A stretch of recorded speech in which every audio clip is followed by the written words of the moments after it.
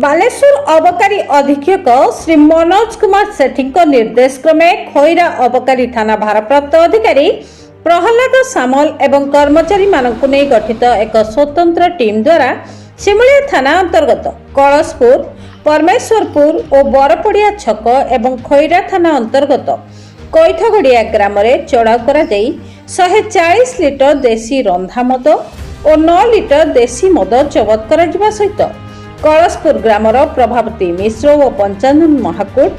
Parmeshwarpur grammar प्रशांत जेना, अब्जुना grammar Saroj Behera एवं कैथगड़िया grammar सुजित कुमार सिंह को गिरफ्त कर कोर्ट चालाण कर जबत होइथिबा मदर आनुमानिक मूल्य 50,000 टंकार ऊर्ध्व हेबे बोली अबकारी विभाग पक्षर सूचना मिली। उक्त चढ़ाऊ रे खैरा अबकारी थाना सहित उपनिरीक्षक दीपिका परिड़ा और कन्स्टेबल देवाशीष मल्लिक प्रभृति सामिल होते। एने खैरा अबकारी थाना पक्षर 5 गोटी पृथक पृथक मामला रुजु करा जायछि।